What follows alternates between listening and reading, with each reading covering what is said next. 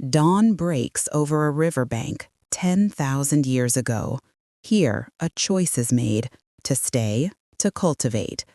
By the Nile, a young planter presses a seed into dark, damp soil. The air, thick with the smell of mud and ash, carries the sound of frogs from the reeds and the promise of a harvest. This simple act of planting changes everything. From it grows surplus, calendars, and city walls. Along the Tigris, Euphrates, the Indus, and the Yellow River, villages swell into cities. To manage the grain, the water, and the corals, states emerge. Leaders demand labor, scribes fix language into law, and bureaucracy becomes the nervous system of a new order. But what holds these sprawling societies together? Ideas. Temples and teachers frame the meaning of life, from harvest to war. Hinduism and Buddhism offer paths beyond suffering, while Judaism, Christianity, and Islam forge communities bound not by blood, but by belief. To govern these vast realms, empires rise. Rome and Persia build roads of stone and law, creating citizens from subjects. In the East, the Han and Tang dynasties perfect their own model of statecraft, their caravans threading the Silk Roads with paper, gunpowder, and whispered stories. The world shrinks. Monsoon winds dictate the rhythm of trade across the Indian Ocean, while caravans trace patient lines across the Sahara. With spices and salt travel new faiths, new maps, and the specter of the Black Death. Our modern supply chains and data streams are but echoes of these ancient roots, a reminder of our enduring interdependence. By the late medieval era, Africa, Europe, and Asia are deeply intertwined. Yet, across vast oceans, entire worlds have blossomed in isolation.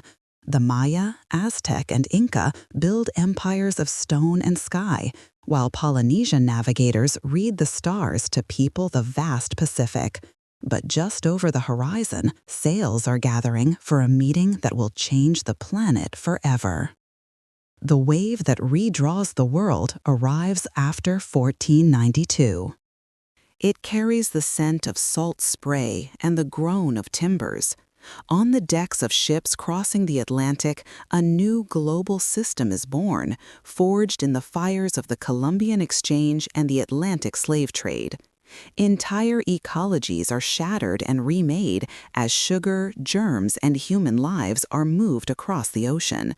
A single crop, like the humble potato, can avert a famine in Europe, while a single disease can decimate a civilization in the Americas.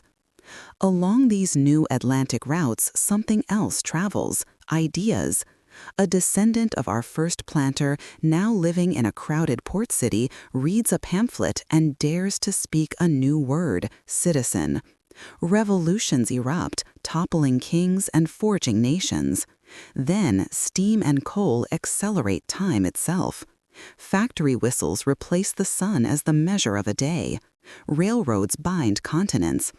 Empires fueled by this new power push to every corner of the globe, sparking new forms of resistance.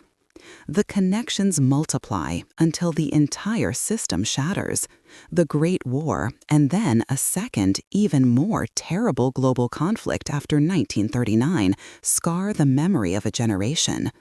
In the trenches of 1914, in the ashes of burned-out cities, humanity learns the true meaning of fragility. A superpower standoff in 1962 makes nuclear annihilation a daily possibility, even as we reach for the stars. Maps are redrawn once more as colonies claim their freedom.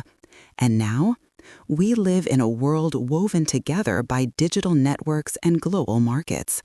Our challenges, from climate change to inequality, are shared. Our fates are linked. The story that began with a single seed planted in the mud of the Nile continues, and its next chapter is being written by all of us right now.